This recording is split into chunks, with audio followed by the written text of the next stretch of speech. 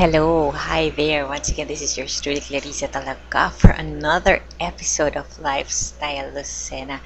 And today is the 17th of September 2009. It's Thursday.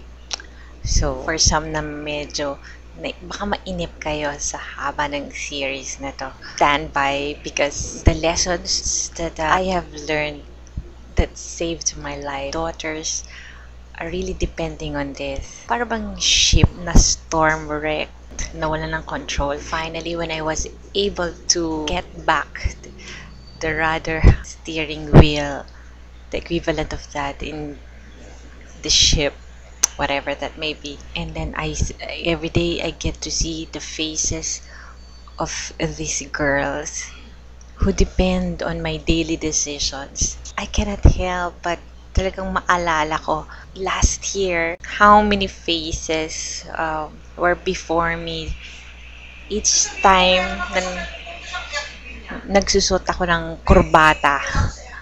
Each time I wear a tie, it was a symbol of being in a place of authority, and it's not the power per se. Sa bigat ng accountability, sometimes parang hesitant ako na tanggapin yung kurbata because it entails a lot of responsibility. Siguro now, magto 2 years na ako, 1.5 years na ako dito. And so far, the problems that have bombarded me through my daughters, of course, some family issues na naiwan noon, na carried over now, were enough talaga to send anyone to the feeling that his or her back is against the wall. And I'm so thankful kasi I have learned to sort out talaga. Previously, I was so blind with the options, diba? Pag naunahan ka na ba, pag na-overwhelm na ng mga problema, ganito pala, ganito, what should I do next? Especially when I am being shaken by the demands of these demanding souls, demanding mouth, asking me, ano na? Ma, ano nang gagawin natin? What will happen to our family? Yun palagi yung dialogue, di ba? I know that the only people who can relate to me are those in the position of power, of authority, yung mga pamilyado na tao, they can identify with what I'm saying, di ba? If, ang laman na lang ng bulsa nyo, o wallet nyo is 20 pesos, lapit dito, lapit doon, wala. And then, your dependents, your loved ones, kakatukin ka, and then, sa iyo ibubuhos ka nilang lahat ng nararamdaman because they are being overwhelmed by the same pressure. Diba? So, my pressure, times 3 yun. Diba? Ano naman?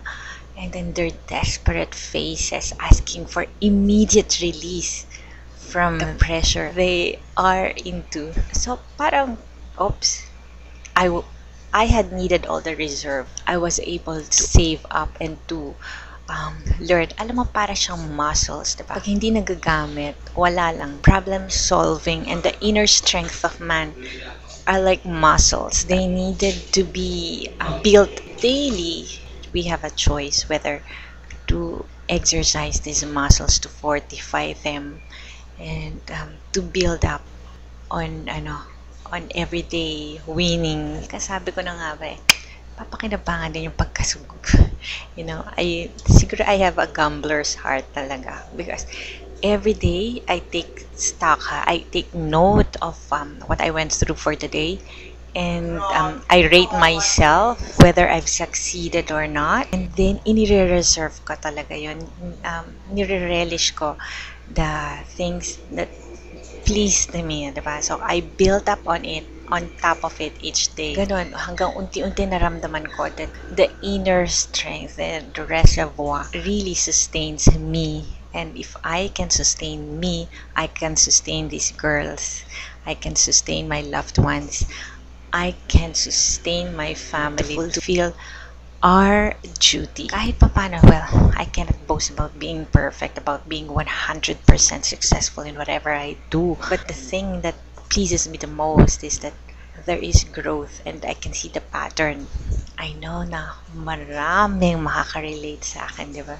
In this pressure-filled modern times. And to go back to this series, I love you means taking both the beauty and ugliness of a person, not theoretically, nako, not as enduring romantic musings. Ano yun sa Tagalog? Yung muni-muni. Habang nakaupo ka sa isang sulok at nakatingin ka sa kawalan na napapagkamalan ka ng nawawala sa sarili dahil ang layo ng iyong tingin, iniisip mo, ay magkakaig ito, you know?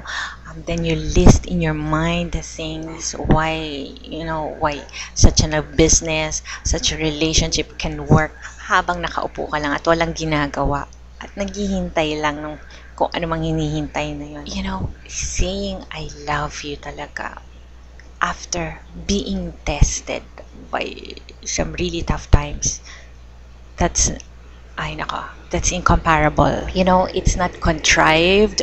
There's no coercion involved, especially not on account of deceitful pretenses na for an advancement of a career or a business, diba? Mga incidental lang, of course, diba? May practical considerations. What I'm saying is that by actually applying one theory at a time, we get to test whether feasible, whether realistic or not. Diba? Rather than pile up the musings, pile up the what ifs, mga theories hanggang mausisa mo, diba?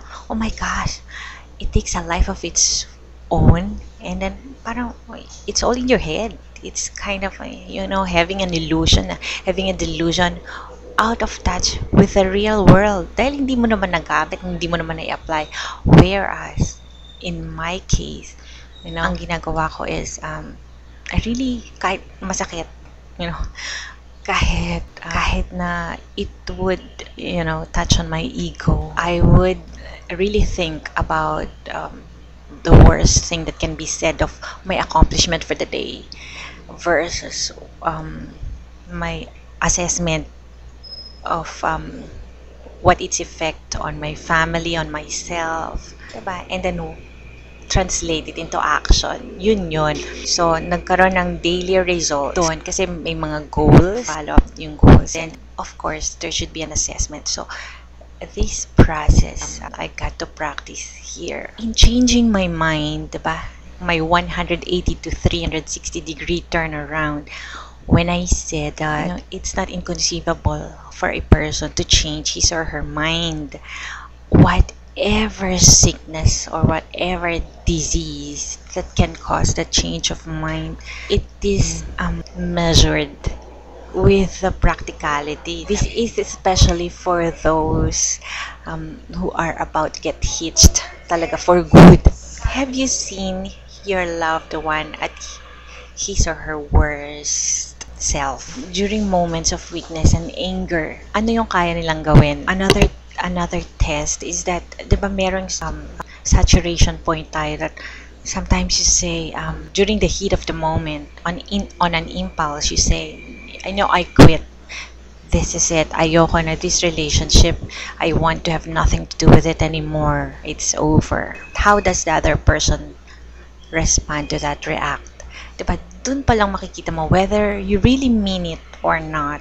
But you said the word, parang it's a sort of a challenge ba yun? Or whatever it is. Because in your moment of imperfection, you were the one, diba, who opened the door for Splitsville.